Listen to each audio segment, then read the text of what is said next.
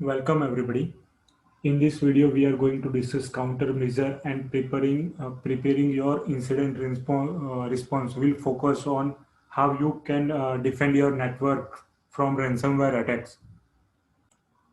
Defending a ransomware attack. So the most important one is the to have a regular backups. Ensure that you have a backup your data regularly and you test the backup so that you know you can rely on them and in the event that you need to restore the data.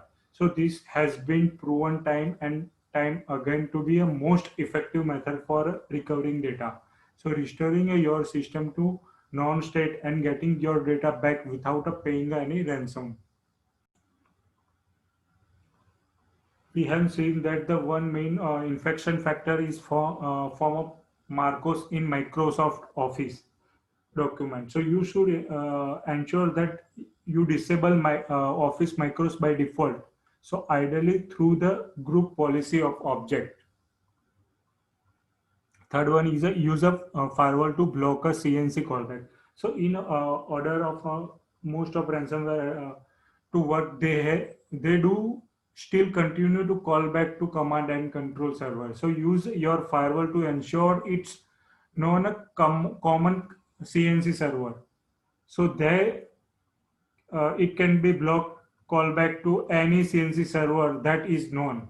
So this is prevent the encryption keys from getting down to your network, and without an encryption key the encryption part of the attacks cannot be take a place. So you can check your firewall logs daily basis. Fourth one is scan all email of malicious content. So another infection factor is phishing email or emails that contain a malicious attachment. You should scan all the emails for malicious content, whether it's phishing links or any malicious files that are attached to the email message. Fifth one is segregate a network where possible. So next, I really recommended that you look at this segregating your network, logically segregating them or uh, physically separating a network. This will minimize the attack of ransomware. If you are unlucky enough one part of network to get infected, so you can protect the other parts if you have a proper segmentation of network.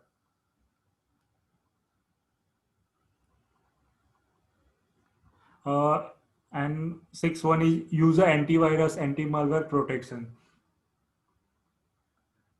So make sure your antivirus up to date and anti-malware protection. Most of antivirus and anti-malware protection now has really improved and can detect the behavior that is associated with the ransomware attack. So remember to keep your virus definition update regularly. Now seven is a no administrator rights by default. So it's a very convenient to allow our user to run as a local administrator or indeed a domain administrator by default. So however, this is the receipt of a desire. Ensure your users are not local administrator by default or local PC. Absolutely make sure that they are not operating as a domain admin privilege account by default. So by all the means, if they do not escalate their privilege to utilize a special right that administrator can accounts are given, so they can do that in a case by case basis but not allow them to run with highest privilege by default. So ransomware author love if the you have provided the highest level of privilege account. So so attacker can download any malicious software and run through their network. So don't provide admin rights to the user. Now strictly enforce access control permission. So what this means is only provide a user with access to data and document. Only your files share that they really need it.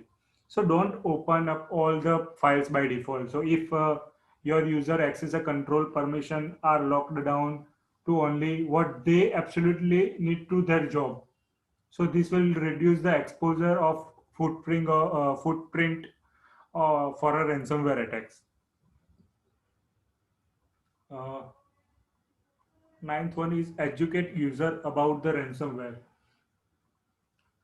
So user education is critical. With all the controls and all the technology, user are still being targeted by the click on a malicious link and download an executable malware. So we have seen that the most recently that the some of the ransomware attacks happens using a any malicious link or any malicious embedded links. So whenever the user click that links, so automatically malicious software download into the system or into the browser. So this problem is going on to get worst case. So having a educate the user base will really help you to defend against the ransomware attack. The last one is a block ads and unnecessary content. So, and finally, web content is a source of a infection. So, really suggests that you look to implement and block of malicious websites, spam websites, and unnecessary web content. So, you can protect the users to access this particular web content to prevent the ransomware attack.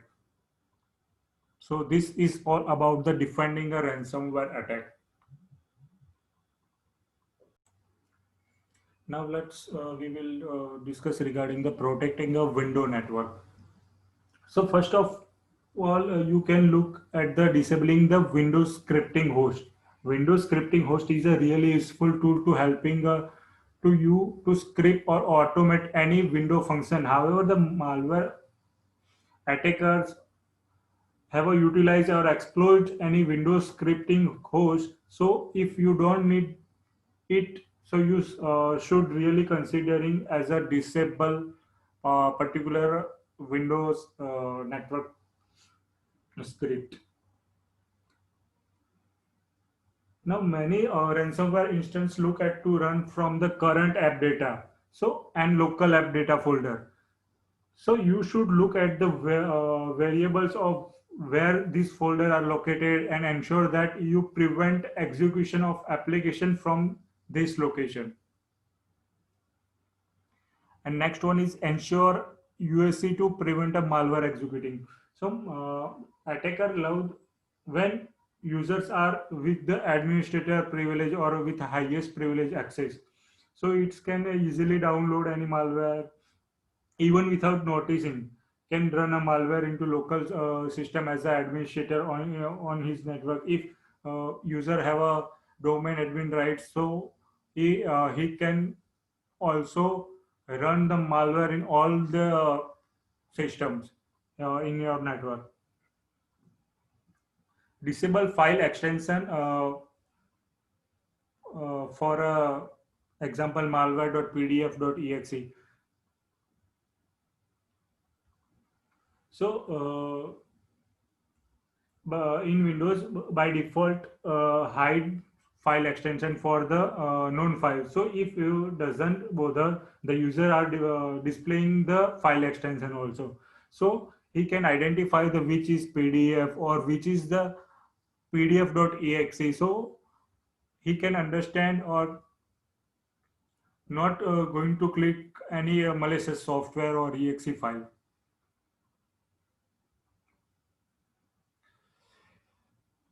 Next one is a user app blocker to block a program for execution. So in this feature, you are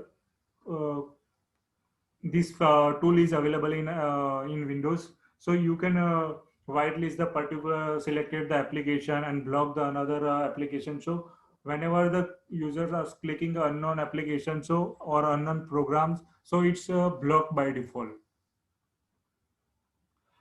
And last one is open with a notepad for JavaScript, PS, or Windows scripting whole host files.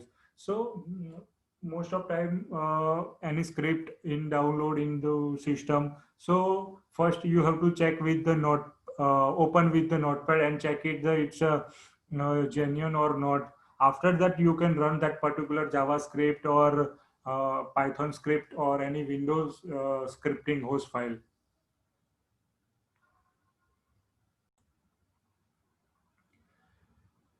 Now, let's discuss regarding the next generation anti-malware and antivirus tools.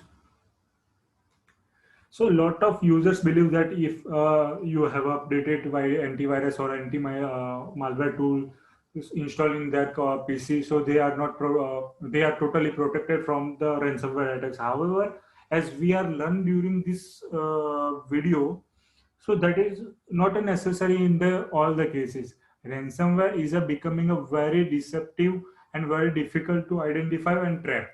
So let's take a few minutes to just look at the traditional antivirus, anti-malware, and next generation endpoint protection. So traditional antivirus has worked as based on the signature. So traditional antivirus has worked based on looking at the different files on your system and comparing that signature of these files against the database of that particular antivirus which is stored on your computer. This is called the signature based detection. So however, this is have some limitation. Signatures need to be updated regularly in order to antivirus to remain effective. So there is a no protection against what's called zero attacks. These are attacks that the antivirus vendor can have seen before, and they are first reported in the wild, and there is a no signature available to protect against them. One of them downside here is that the before traditional antivirus or anti-malware vendors can protect you from the viruses.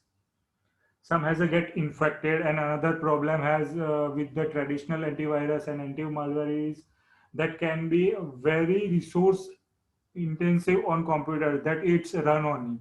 So frequently user always complaining that the system performance issue during the antivirus scan are running. Now let's have a look at the what's called the next generation and protection. So this is the user behavior analysis. It's a work on algorithm approach. So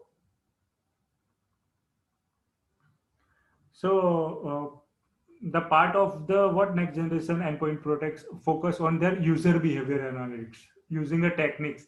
Endpoint protection is trying to determine is what is a unusual or strange behavior from the user that is normally undertaken. For example, if users work on say daily basis 10 to 15 word or excel files every single day, and of the suddenly start remaining the 100 and hundreds files within a 5 minutes of time. So this is the anomalous behavior. So it can be flagged as a suspicious behavior. This approach uses algorithm or analysis of unusual behavior. So there is a no signature required. It does provide the certain level of zero day protection. There is a very low impact on the endpoints where this type of technology is deployed. So it can be very effective where a new state of virus are releasing. So this is all about the next generation antivirus and anti-malware tools.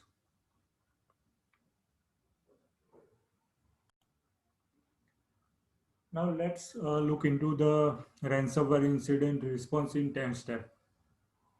So first you need to respond quickly if users are reported this type of issue. Second, isolate the infected device into contained infection. So you have to isolate that particular system from your network. And third one is prevent the encrypted data, preserve the encrypted data. And fourth one is the determine if you have a backups. So you have to identify the particular backup of that system. Fifth one is identify the ransomware. So you have to identify the which type of ransomware is there. Sixth one is determine if decryption tool is available. So if files are encrypted, to find the uh, file extension and check if the any decryption tool is available or not. Seventh is a restore or decrypt. So if you have a backup, so you can restore that, and if you have a decryption tool, so you can decrypt the particular files. The eighth one is the last resort is to pay a ransom. If your data is very important, so you have to restore the backup using backup data. But if you don't have a particular type of any restoration backup or any decryption tool, so you have to pay the ransom. Ninth one is a review and strand that the infection point, fully wipe and re-image the infected device. So you have to review and fully wipe that particular system. And last one is 10 is exercise response before I attack.